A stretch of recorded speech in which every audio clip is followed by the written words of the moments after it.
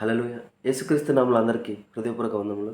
ఈ ప్రత్యేకమైన శ్రమలో, ప్రత్యేకమైన రోజు యొక్క వాగ్దానంతో మీ ముందుకొచ్చినాను. దేవుడు ఈరోజు మనకు అనుగ్రహించిన వాగ్దానము కీర్తనలు 121 అధ్యాయం 3వ వచనము.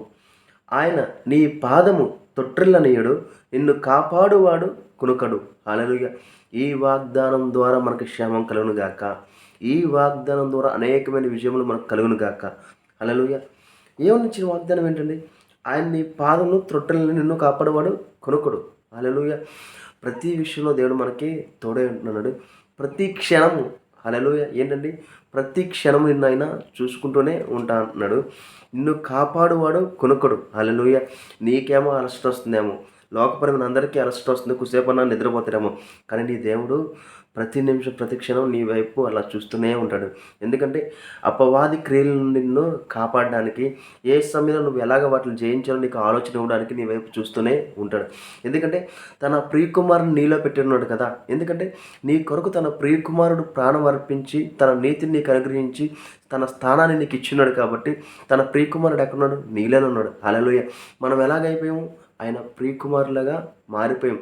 కాబట్టి నిన్ను కాపాడువాడు కునుకుడు. హల్లెలూయా! నిన్ను కాపాడడం కోసం, నేను ప్రతి విషయంలో విజయం అందచేయడం కోసము, ఎక్కడా పడిపోకుండా చూసుకోవడానికి ప్రతి క్షణము దేవుడు నీ వైపు చూస్తూనే ఉన్నాడు. కాబట్టి మనం ఏం చేయాలో చెప్పనా? ఆయన యొక్క నామంలో మనం ప్రార్థన చేసుకుని ముందుకు వెళ్ళిపోతూ ఉంటే ఆటోమేటిక్గా విజయము కలుగుతుంది. అడ్డంకులు ఏమైనా ఉన్నాయో నువ్వు ఆలోచించడానికి వీల్లేదు. ప్రతి అడ్డంకును తీసివేయడానికి ఆయన సిద్ధంగా ఉన్నాడు. నీకు కలిగిన పరిస్థితిని, నువ్వు వెళ్ళే త్రోవనంతా ఆయన సరళము చేయబోతున్నాడు. ఒకవేళ నువ్వు వెళ్ళే త్రోవలో ఏదైనా ఇబ్బందికరమైన రాళ్ళు, రప్పులు, ఈ గాజు పెంకులు ఏంటంటే ఉన్నాయో, అంటే అటువంటి ప్రమాదకరమైన పరిస్థితులు నీ జీవితంలో అటాక్ చేయడానికి చూస్తున్నాయో, నిన్ను ఇబ్బంది పెట్టడానికి చూస్తున్నాయో, వాటన్నిటిని దేవుడు తీసేయడానికి సిద్ధంగా ఉన్నాడు. కాబట్టి నువ్వు చేసే ప్రతి పనిని దేవునికి అప్పగించితే ఎప్పుడైతే అప్పగిస్తావో వాటిలన్నింటినీ క్లియర్ చేసి మంచి పూల మార్గాన్ని దేవుడు నీకు ఏర్పాటు చేస్తాడు. హల్లెలూయా! కాబట్టి ప్రతిరోజు మనము ఆయన మీద ఆధారపడే వ్యక్తులుగా ఉండాలి. ఎందుకంటే మనం ఆయన ప్రియ కుమారులము, ఆయన మన ప్రియ తండ్రి. కాబట్టి ఆయన వైపు చూసే మనం ప్రతి విషయంలో ముందుకు వెళ్దాం. ప్రార్థించుకుందామా? స్తోత్రం మహాప్రేమ గల తండ్రి, నీకే వందనాల స్తోత్రాలు చెల్లించుకున్నాం దేవా.